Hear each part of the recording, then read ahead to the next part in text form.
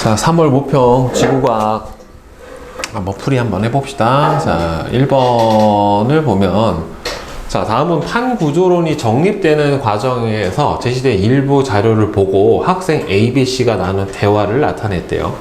자, 가. 예, 베게너가 주장한 대륙 이동설의 증거야. 그쵸? 가 같은 경우에는 떨어진 대륙에서 동일한 화석이 발견되는 걸로 봐서는 대륙 이동설의 증거로 제시한 게 맞죠. 그다음에 나는 해구 주변에서 측정한 자료야 라고 되어 있죠. 해구는 수심이 얼마 이상이 돼야 돼요? 6,000m 이상이 돼야 돼요. 수심 자체가. 근데 얘는 지금 수심이 얼마가 돼요? 3km죠? 6,000m면 6km 이상이 돼야지 해구라는 소리예요. 그리고 양쪽으로 대칭형으로 이렇게 나타나는 걸로 봐서는 뭐라고 보는 게 맞아요? 해구가 아니라 해령이에요. 해령. 가운데 쑥 들어간 부분은 뭐에 해당이 돼요? 열곡에 해당이 돼요. 그래서 얘는 틀렸어요. 그 다음에 나에서 수심이 깊을수록 음파의 왕복 시간은 당연히 길죠. 그렇죠? 그리고 음파 속도 곱하기 왕복 시간을 2로 나눠줘야 수심이 나타납니다. 실제로 구해줄 때는. 그래서 3번이 맞죠? 해구는 얼마 이상이다? 6km 이상이 돼야 돼요. 수심이. 자, 그 다음에 2번. 자, 요거는 약간 낚시성 문제인데 중심별의 질량에 따른 생명 가능지대를 나타냈어요. 자, 여기 보면 요 폭만 보면 행성 A하고 지구 있는데 보면은 폭만 보면은 A가 더 넓어 보이죠? 틀렸니? 근데 여기서부터 요 뭐 봐요. 여기가 다르죠? 간격이 다르잖아요. 간격. 그죠? 얘는 여기서부터 여기까지잖아요. 폭이. 그러면 생명 가능지대 폭이 이렇게 돼 있고 지구는 보면은 이렇게 돼 있잖아요. 근데 이 사이 값만 보면 실제로 여기가 이 폭이 넓어 보이지만 간격의 눈금이 작잖아요. 그쵸? 그리고 여기서 보면은 별의 질량이 0.5보다 작고 태양이 1이잖아요. 지구는 태양계에 속하는 거니까. 그러니까 중심별의 질량이 크다. 여러분 여기서 나오는 중심별은 뭐에 해당이 돼요? 주계열성이죠. 주계열성의 온도는 뭐에 비례해요? 질량에 비례해요. 그래서 이 표를 안 보더라도 질량이 크면 표면 온도가 높으니까 생명 가능 지대까지 거리가 어떻게 돼요? 멀어요. 멀고 생명 가능 지대의 폭이 어떻게 돼요? 더 넓어요. 근데 이거 낚시로 낚으려고 요 간격을 다르게 해서 넓고 좁게 준 거예요. 알겠어요? 그러니까 이 상태에서 중심별로부터 생명 가능 지대까지의 거리는 질량이 기억인 별이 태양보다 멀 수가 없죠. 여기고 여기니까. 그죠? 그 다음에 생명 가능 지대의 폭은 질량이 기억인 별이 태양보다 좁다가 맞는 거예요. 알겠어요? 여기서 요 거리 간의 간격이 눈금이 달라서 나타나게 되는 현상이니까 이거를 안 줬으면 맞을 사람이 많았을 거예요. 이걸 주어서 틀리는 사람이 많았을 거다라고 생각을 합니다. 생명 가능 지대에 머무는 기간은 행성 A가 지구보다 더 길죠. 왜 그러냐면은 질량이 클수록 별의 진화 속도가 어떻게 돼요? 빨라요. 그러니까 수명이 어떻게 돼요? 작아요. 알겠죠? 자, 따라서 맞는 거는 니은만 맞아요. 여기서. 자, 그 다음에 3번은 그린 가는 마그마가 생성되는 지역 A, B, C를 깊이에 따른 지하 온도와 암석의 용용 곡선을 나타냈다. 자, A 같은 경우는 지금 열점에 해당이 되죠. 그죠? 열점 또는 해령 같은 부분에 해당이 되는 거고, 여기서는 마그마가 어떻게 됩니까? 이거 멘틀 물질의 상승이 일어나는 거예요. 그러니까 멘틀 물질이 상승해서 뭐의 감소로 인해서? 압력의 감소로 인해서 용융점이 낮아져서 마그마가 생성이 되는 경우예요. 여기서 보면 누구예요? 니은이 맞는 거예요. 상승하는 경우. 그 다음에 여기서 C는 무슨 마그마냐면 해구에서 베니오프드에서 만들어지는 마그마는 뭐예요? 현무암질이에요. 그런데 얘가 상승해서 이 밑에 있는 대륙판, 대륙지각 아래에 있는 물질을 녹여서 만들어지는 얘는 무슨 암질이에요? 유문암질이에요. 또는 두 개가 섞이면 뭐가 돼요? 유문암하고 현무암하고 섞이면 안산암질이 돼요. 그러니까 둘 중에 하나지 현무암은 아니에요. 그러니까 A의 마그마는 니은 과정에 의해서 생성이 된다. 이게 맞아요? 마그마의 평균 온도는 자, 현무암질이 산출 온도가 가장 높죠. 그쵸? 그 다음에는 안산암질이고 그 다음에 유문암질로 간다는 말이에요. 따라서 A에서가 B에서보다 더 높다가 돼야 되니까 니은 틀렸죠. 그러니까 산출 온도를 보면 마그마가 산출 온도를 보면은 누가 제일 높아요? 현무암질이 높고 그 다음에는 안산암질이고 그 다음에 유문암질이에요. 마그마의 SiO2 함량은 누가 제일 높아요? 반대죠. SiO2 함량은 유문암질이 높고 그 다음 안산암질, 현무암질이란 말이에요. 반대로. 그러니까 B에서가 C에서보다 어떻게 돼야 돼? 더 높다가 돼야 되겠죠. 그쵸? 그래서 기억만 맞아요. 자, 그 다음에 4번. 인공지능 AI 프로그램을 이용해서 퇴적 구조를 분류하는 탐구 활동이다. 신선하지만 뭐 별로. 자, 이미지를 분류해주는 AI 프로그램에 접속을 한다. 건열 사층이 연은의 명칭을 입력하고 각각에 해당하는 서로 다른 사진 파일을 10개씩 업로드해서 AI 학습 과정을 진행을 시킨다. 이거 보니까 예전에 그 있잖아요. 어떤 어플에서 닮은 꼴 연예인 찾아주는 거. 뭐 찍으면 누구 닮았다 이렇게 보여주는 거 있잖아요. 만물 이민기설이 있었잖아요. 발을 찍어도 이민기 닮았다 그러고 컵을 찍어도 이민기 닮았다 그러고 그래서 만물 이민기설이 있었는데 그래서 이 학습 과정을 했어요. 지금 보면은 요거는 9개, 요것도 9개, 이것도 9개 이렇게 돼 있는데 얘는 뭐예요? 지금 보니까 갈라진 흔적이 있는 걸로 봐서 건열이죠. 그죠? 그리고 이렇게 비스듬한 경사가 지어 있는 얘가 사층리에 해당이 되고 얘가 물결무늬에 해당이 되는 연은이다 라고 볼 수가 있어요. 이렇게 보면은 학습된 AI 퇴적 구조의 새로운 사진 파일 2개를 업로드해서 봤더니만 얘는 사층리 같죠? 모양이. 얘도 사층리 같죠? 그죠? 네. 보니까 사층리 40, 연은 38. 몇 프로, 건열 20.32. 그래서 결론 사층리. 얘도 사층리에 나왔어요. 그래서 다의 사진에 나타난 퇴적 구조의 특징을 각각 분석해서 모든 별로 퇴적 구조의 종류를 판단하고 AI의 분류 결과와 일치하는지를 확인을 했대요. 그러니까 사진 1은 뭐예요? 기억, 연은. 근데 AI의 분류 결과가 사층리가 나왔대요. 2번은 층리가 평행하지 않고 기울어짐. 그래서 모든 판별 결과 AI 분류 결과 사층리 이렇게 나온 거예요. 따라서 나에서 A는 아까 얘기했지만 이게 뭐예요? 건열이다. 맞죠? 그죠? 그 다음에 모든 별 판별 결과가 연은이라고 나왔어요. 그랬더니만 지층의 표면에 물결무늬 자국이 보임은 그래서 연은이라고 판별을 한 거겠죠. 결국에. 그럼 니은도 맞아요. 니은은 사층리 맞아요. 맞죠? 연은이라고 했는데 사층리가 틀렸잖아요. 근데 얘는 사층리라고 판단을 했고 A에도 사층리가 했으니까 일치를 했으니까 맞다라고 봐야 되겠지. 그쵸? 이거는 그냥 자료만 해석을 해주면 되는 문제라 그렇게 많이 어렵진 않아요. 5번. 다음에 지질 단면도를 나타냈대요. 자, 지금 보면은 상반이 어떻게 됐습니까? 올라갔죠. 상반이 올라갔으니까 무슨 단층이에요? 역단층이다. 맞아요. 그죠? 암석의 나이는 A가 화강암보다 많다. 지금 A 같은 경우에는 여기 화강암은 관입이 된 경우고요. 관입이 됐고 A는 관입한 마그마 안에 들어있는 무슨 암이라고 불러줘요? 포획암이라고 불러줍니다. 따라서 포획암이 당연히 관입한 마그마보다 어떻게 돼요? 더 오래됐죠. 더 아래에 있었고 올라오는 과정에서 일부가 녹아서 안으로 들어간 거니까. 자, 따라서 A가 화강암보다 많다. 맞아요. 단층은 부정합이 생기고 단층이 만들어졌죠. 순서가. 그지? 그러니까 틀렸죠. 기억하고 니은이 맞게 되는 겁니다. 자, 그 다음에 어느 태풍이 이동하는 동안 시각 T1부터 T9까지 태풍의 중심의 위치를 나타냈고요. 이 태풍이 이동하는 동안 관측소 P에서 관측한 기압하고 풍향을 나타냈는데, 자, 보시면 일단은 풍향을 봐야 풍향의 변화가 시계 방향으로 변하면 태풍의 무슨 방향? 위험 방향이고, 반시계로 변하면은 안전 반원에 해당이 된다는 말이에요. 그럼 봅시다. 지금 처음에 무슨 풍이에요? 북동풍이죠. 그죠? 풍향이 북동풍. 그 다음 무슨 풍이에요? 북서풍이죠. 북서풍.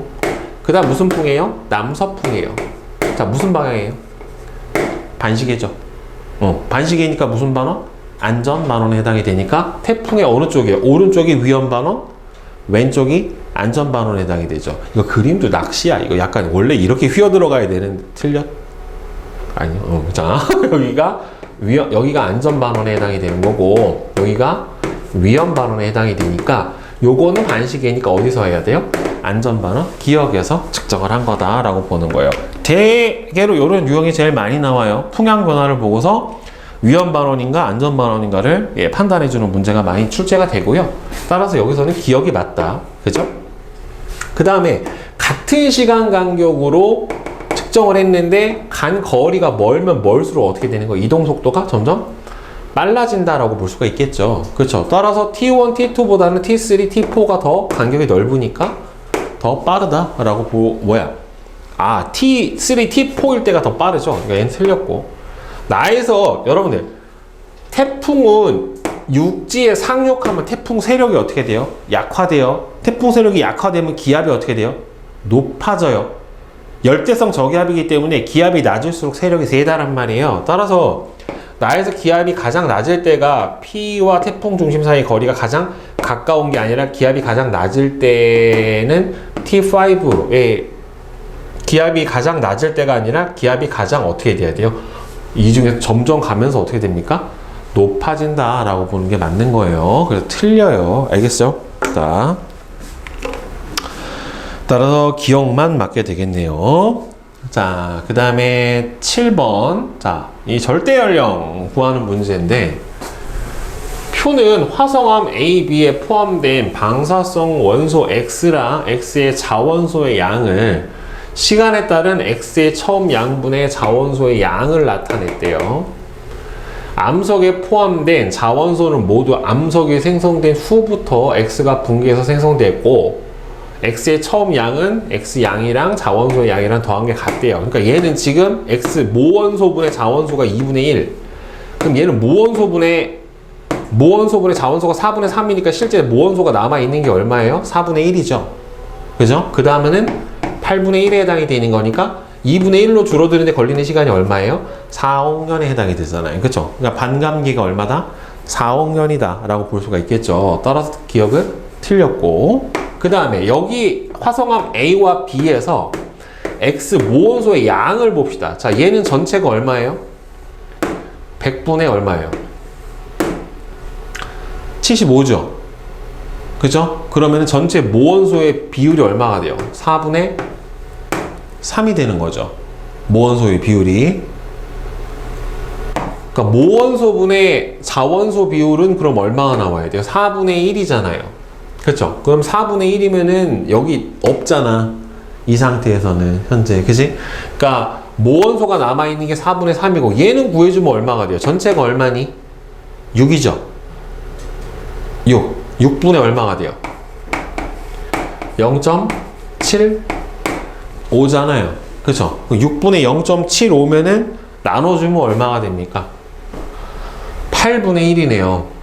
그죠? 나눠줘 버리면. 따라서 얘는 모원소의 양이 8분의 1이니까 얘는 반감기가 몇 번 지난 거예요? 2분의 1, 2분의 1, 2분의 1이니까 반감기가 3회가 지난 거고, 얘는 반감기가 아직 한 번도 안 지난 거죠. 4분의 3이 남아있으니까. 그럼 나이가 누가 더 많아? A가 더 많아야지. 그러니까 3번의 반감기를 거쳤다. 맞고 A가 B보다 많다. 맞죠? 그쵸? 이렇게 풀어주시면 되겠죠. 자, 그 다음에 8번은 지구로부터 거리가 같은 별 가와 나의 가시광선 영상을 물리량을 나타냈대요. 가와 나는 주기혈성하고 백색 외성 중에 하나다. 자, 여러분들 분광형은 스펙트럼형이잖아요. 온도에 따라 결정되는데 순서가 어떻게 돼요? O, B, A, F, G, K, M 이렇게 들어가는데 지금 얘가 B고 A니까 누가 표면 온도가 더 높아요? 가가 표면 온도가 더 높단 말이에요. 그런데 절대 등급이 훨씬 커요. 어둡다는 소리죠. 결국에는 누가 더 밝아? 광도는 누가 더 크다? 광도는 가가 나보다 더 크다. 표면 온도는 누가 더 크다? 나가 가보다 더 크다. 이렇게 됐는데 주계열성하고 백색 외성 중에 하나다라고 했으니까 백색 외성의 특징이 표면 온도는 높은데 워낙 사이즈가 작아서 광도가 작단 말이에요. 네, 그러니까 여기서 나가 뭐다? 백색 외성이고 가가 주계열성이죠. 자, 여러분들 광도 계급이랑 분광형이랑은 달라요. 알겠죠? 태양은 주계열성이고 주계열성의 광도 계급은 얼마예요? 5예요. 5. 그리고 얘는 뭐예요? 백색 외성이니까 몇이냐면은 7이에요. 7. 알겠죠? 광도 계급이랑 다릅니다. 따라서 1번 틀렸고, 겉보기 등급은 가가 나보다 더 크다. 겉보기 등급으로 보면은 이거 근데 여기서 뭐라고 그랬어? 거리가 둘이 어떻다라고 그랬어요? 같다라고 그랬잖아요. 거리가 같으면 둘 중에 누가 더 밝아 보여요? 가가 더 밝아 보이죠? 광도가 큰 게. 광도가 크면은 등급은 어떻게 돼요? 작아요. 그러니까 절대 등급이 가가 나보다 크다가 아니라 작다.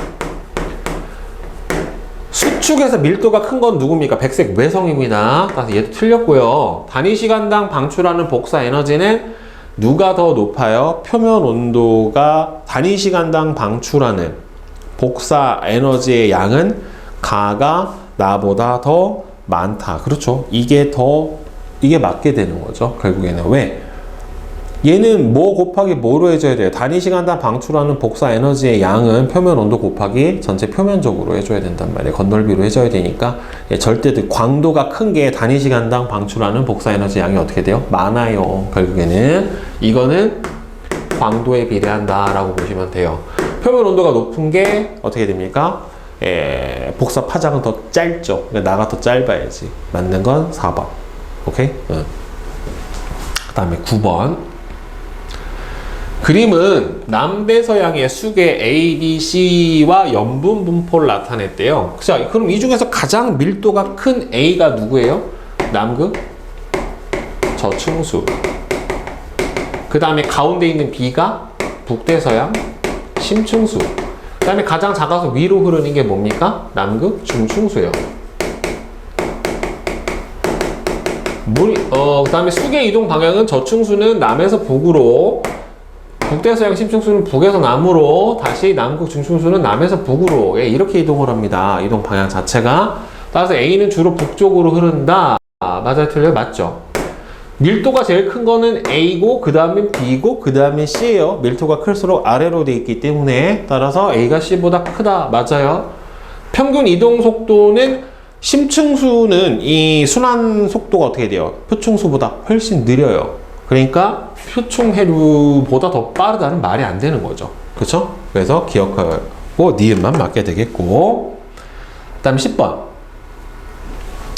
가는 수소핵 융합 반응 기억하고 니은인데 얘는 뭐냐면 CNO 순환 반응에 해당이 돼요. 표면 온도가 태양보다 1.5배 이상인 큰 별에서 주로 우세하게 일어나고, 얘는 양성자 반응인 PP 반응에 해당이 됩니다. 따라서 기억은 PP 반응이다. 틀렸죠? 태양핵에서는 누가 더 우세합니까? 양성자 반응이 더 우세하게 일어나게 됩니다. 네, 표면 온도가 낮아서요. 태양의 핵에서 여러분들 지금 보면은 중심에서 수소는 작고 헬륨이 크잖아요. 그렇죠? 점점 왜 그러냐면 수소 핵 융합 반응이 일어나면 수소 양은 줄고 헬륨은 늘어날 거란 말이에요. 그래서 태양핵에서 헬륨의 평균 질량비는 주기열 단계가 끝날 때가 현재보다 당연히 점점 많아지겠죠. 헬륨 값 자체는. 네, 그래서 디귿은 맞게 됩니다. 네. 그 다음에 11번. 어느 날 특정 시간에 온대 저기압의 모습과 구간 A, B, C에서 관측한 기상 요소예요. 자, 강수구역은 한랭전선 뒤와 온난전선 앞인데 강수구역이 온난전선 앞이 한랭전선 뒤보다 넓어요. 그리고 여기가 찬 공기, 가운데가 더운 공기, 다시 뒷면이 찬 공기, 이런 순서니까 평균 기온은 A가 B보다 높다는 틀리죠. 그쵸? 그 다음에 풍속은 여러분들 뭘로 봐야 되냐면은 꼬리예요. 꼬리가 많으면 풍속이 더 빠르니까 A하고 C하고 보면은 꼬리가 A가 더 많죠. 그죠? 그러니까 풍속은 A가 C보다 느리다가 아니라 빠르다라고 해야지 맞는 거고, 그 다음에 구름의 수평 분포 보세요. 얘는 저군형이 위로 좁게, 얘는 측운형이 앞으로 넓게. A가 C보다 좁다. 맞죠? 그쵸? 그래서 2번이 될 것 같고요. 그 다음에 12번은 어느 날 은하의 가시광선 영상을 가와 나중에서 종류가 다른 은하의 가시광선하고 전파 영상이래요. 얘는 뭐예요? 막대 나선이죠. 이거 전파 은하죠. 막대 구조 관찰되죠. 가운데 이렇게 나의 전파 영상에서는 Z하고 로브가 보이죠. 그죠? 예, 맞아요. 새로운 별의 생성은 여러분들 어디서 많아요? 성간 물질이 많은 막대 나선 은하의 나선팔 주위에서 주로 발생을 하게 됩니다. 따라서 기억, 니은, 디귿이 다 맞아요. 이거는. 자, 그 다음에 13번. 어느 우주 모형에서 시간에 따른 우주의 크기 변화. 자, 보세요. 우주 크기가 여기서는 늘어나는 기울기가 점점 줄죠. 그래서 여기가 감속 팽창. 이 부분에서는 점점 빨라지죠. 가속 팽창이에요. 자, 그리고 태양 우주에 있는 요소 비율 중에서 제일 많은 C가 뭐예요? 암흑 에너지. 두 번째로 많은 게 B가 암흑 물질. A가 보통 물질인데, 여기서 생각을 할게요. 여러분들, 이 암흑 에너지는요, 뭐에 관여하냐면은 우주의 팽창에 관여해요. 물질은 뭐에 관여하냐면은 수축에 관여해요. 네. 에너지가 많으면 팽창 속도가 커지고요. 물질이 많으면 수축 속도가 커져요. 그래서 우주의 평균 온도는 점점 우주가 팽창함에 따라서 어떻게 낮아지니까 T1이 T2보다 높다. T1은 감속 팽창했다. 맞아요. 자, 그러면 이거 C분의 A 더하기 B, 그러니까 에너지분의 물질의 비율 값이 크다라는 소리는 물질 비율이 많은 거죠. 물질 비율이 많으면은 팽창 속도가 느려져요. 물질 비율이 적어지면은 팽창 속도가 빨라져요. 그러니까 둘 중에 팽창 속도가 어디가 빨라? 얘가 빠르죠. 얘가 느리고. 그러면은 요 비율은 누가 더 커요? 여기가 더 커야 되죠. 그렇죠. 그래야 감속 팽창이 일어나게 되는 거니까. 네. 그 다음에 14번. 그린 간은 어느 해역에서 수심에 따른 밀도, 수온, 염분을 나타냈대요. 자, 여러분들 수온하고 뭐하고는 반대로 나타나요? 수온하고 밀도하고 수온하고는 서로 반대 형태로 나타나게 돼요. 따라서 수심이 깊어질수록 수온이 어떻게 돼요? 낮아졌다가 일정해진 기역이 수온 곡선이겠죠. 혼합층, 수온 약층, 심해층. 이거랑 반대로 나타나는 얘를 뭐라고 봐야 되는 거예요? 얘가 밀도. 그 다음에 나머지 얘가 뭐라고 봐야 돼요? 염분. 네, 이렇게 보는 게 맞아요. 오케이? 자, 그러면 기역은 수온이다. 예, 맞죠? 수심에 따른 밀도 변화량은 A 구간이 B 구간보다 크다. A 구간, B 구간, 밀도 변화 어디가 더 커요? 수온하고 밀도하고 보면은 구간 변화가 큰 구간 어디입니까? A 구간하고 B 구간. B 구간이 더 크게 나타나죠. 그죠? 틀렸고. C 구간은 지금 보시면 여러분들 수온이 갑자기 어떻게 돼요? 쭉 낮아지면서 밀도도 쭉 줄어들죠.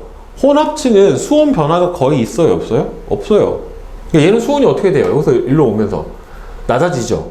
따라서 혼합층이 아니라 무슨 구간이라고 봐야 돼요? 혼합층이 아니라 무슨 구간이라고 봐야 돼? 수온 약층 구간이라고 봐야 되겠죠. 수온이 쭉 낮아져 버리니까. 그쵸? 네. 따라서 기억만 맞게 되겠죠. 그 다음에 15번.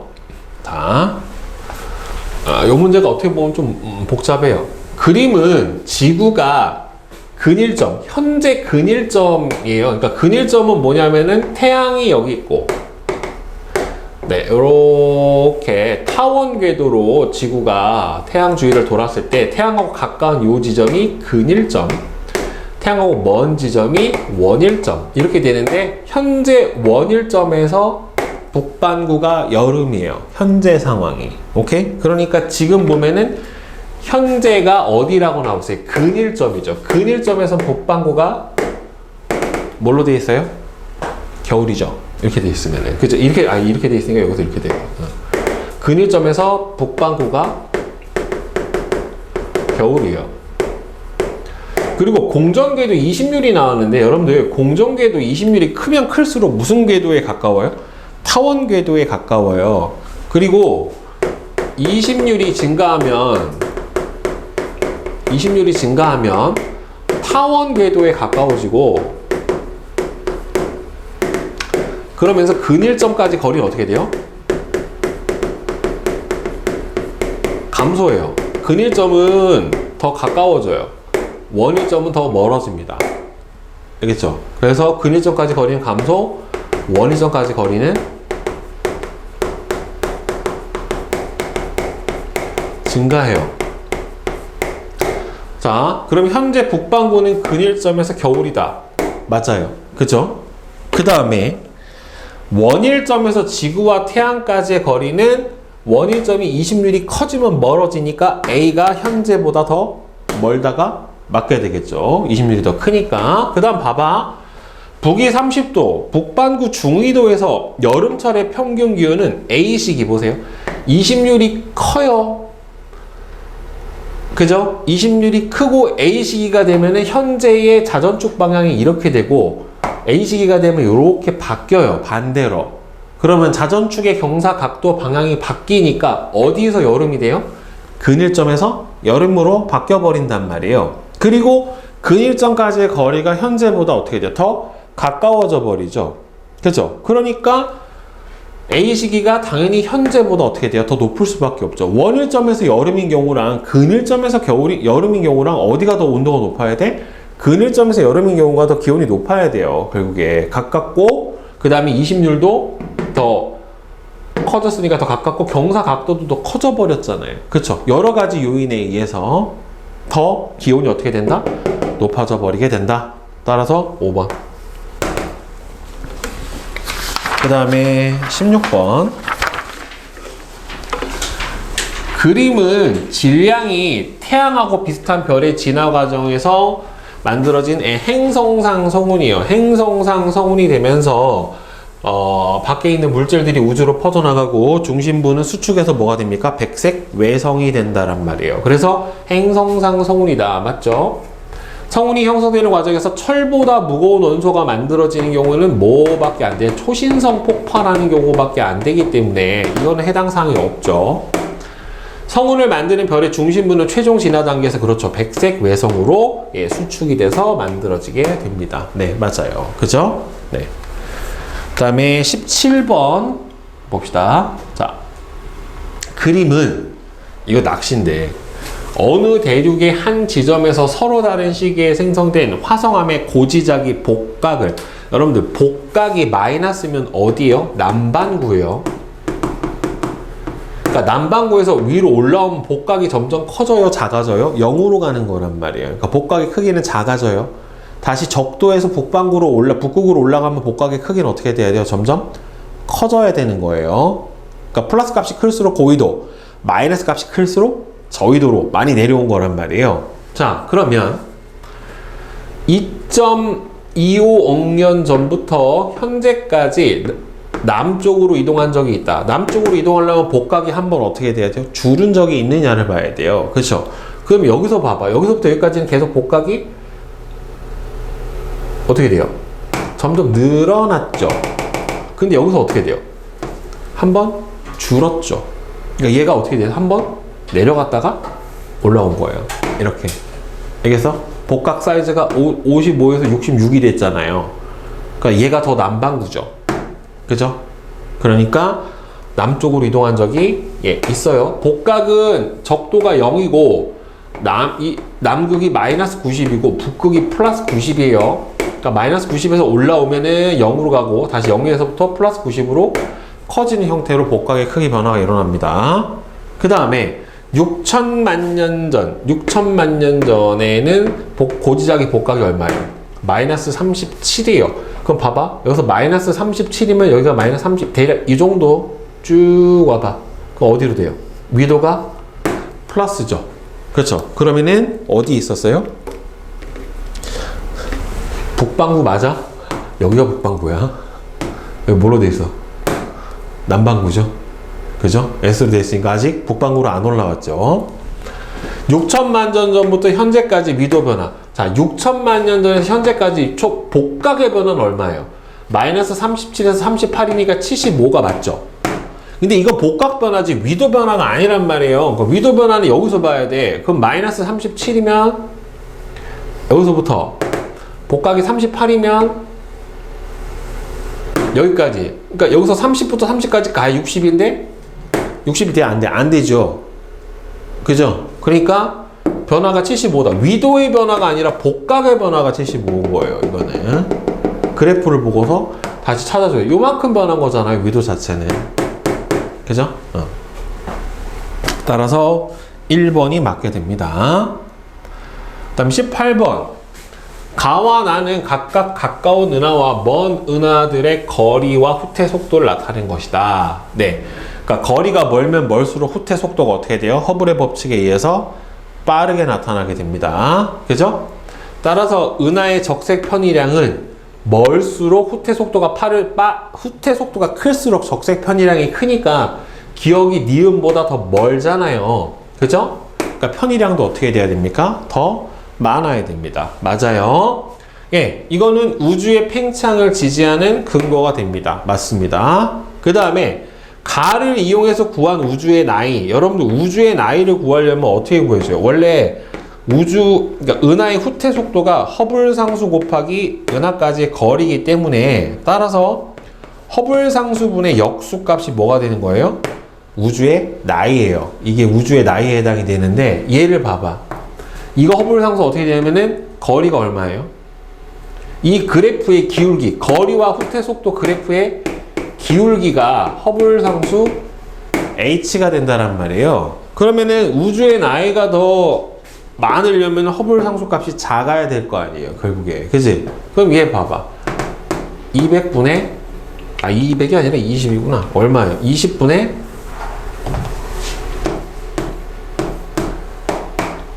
1500. 그럼 얼마예요? 75예요. 얘는 400분의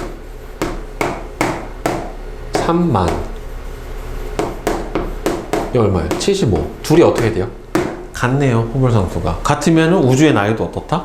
같다가 돼요. 네, 그러니까 기억하고 니은만 맞아요. 그 다음에 19번.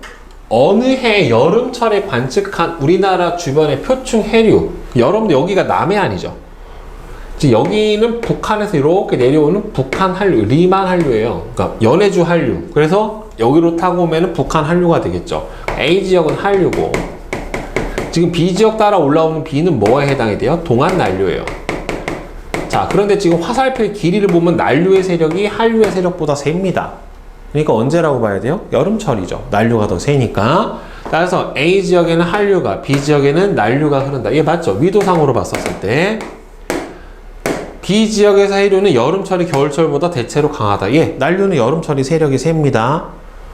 겨울철 B 해역에 흐르는 해류는 주변 대기로 열을 공급을 해준다. 그쵸? 동안 난류의 영향을 받으니까 바로 어떻게 돼요? 열을 공급해서 기온이 좀 더 올라갈 수 있어요.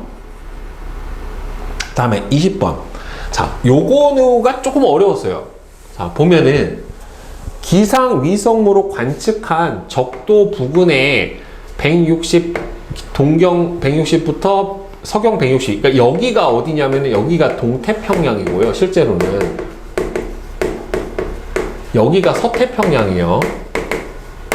알겠죠? 그러니까 서태평양에서 동태평양 사이에 있는 적도 부근의 해역을 나타내 주는 거고, 자, 적외선 방출 복사 에너지의 편차를 나는 태평양 적도 부근 해역 A와 B 중에서 어느 한 시기에 관측한 바람의 동서방향 풍속의 편차를 나타냈대요. 자, A와 B는 엘니뇨하고 라니냐 시기 중에 하나고, 편차는 관측값에서 평균값을 뺀 건데, 자, 여기서 보면 뭐라고 나왔냐면 복사 에너지의 편차가 양이면 구름의 최상부의 평균 온도가 평상시보다 높다. 자, 여러분들 구름은 이렇게 있으면은요, 구름이 생성되는 높이가 고도가 높을수록 어떻게 돼요? 구름의 최상단부의 고도가 높을수록 온도가 어떻게 되겠어? 낮아요. 그러면은 이 온도가 마이너스가 났다는 소리는 구름이 많이 생겨서 높이 올라갔다는 소리예요. 비를 많이 뿌릴 수 있는 비가 만들어졌다는 소리고, 그러면은 구름의 생성 높이가 낮다는 소리는 그만큼 증발이 적기 때문에 측은형 구름이 생겨서 비가 많이 안 온다는 소리입니다. 결국에 따라서 에너지의 편차가 플러스가 나오는 A는 뭐라고 보는 게 맞는 거예요? 구름의 높이가 낮다. 증발이 평소보다 많이 일어나지 않았다. 그러면 수온이 평상시보다 낮았다. 이때를 뭘로 보는 게 맞는 거예요? 라니냐라고 보는 게 맞는 거고, 이때가 바로 구름의 높이가 높으니까 엘니뇨라고 보는 게 맞는 거예요. 알겠어요? 구름이 높다, 증발이 활발했다, 그러니까 수온이 높다, 이렇게 해석을 해줘야 되는 거라고. 그 다음에 지금 나를 보면은 동태평양에 지금 플러스 값이 세요. 적도 해역에. 그러면은 플러스 값이 세면은 서풍이 강해지는 거죠. 그러면 봐봐. 북동 무역풍이 셀 때가 뭐예요? 라니냐죠. 북동 무역풍이 상대적으로 약해서 동풍이 약화되고 서풍이 강해지면은 뭘로 봐야 되는 거예요? 이거 엘니뇨로 봐야 되는 거죠. 그렇죠? 동풍이 세면 라니냐예요. 무역풍이 남동 무역풍이기 때문에 남태평양에. 그러니까 이 경우는 동풍이 약화된 거잖아요. 동풍이 약화됐다. 그러니까 무역풍이 약화되었다.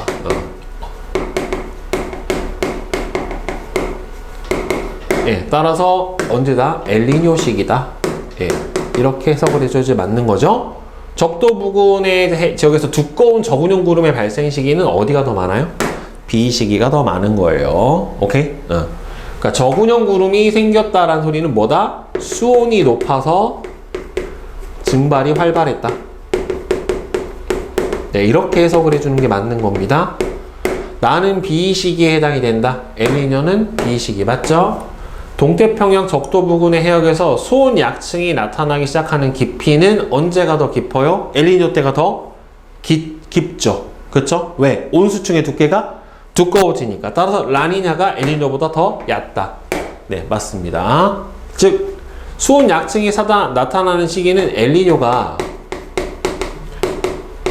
때 온수층이 두꺼워져서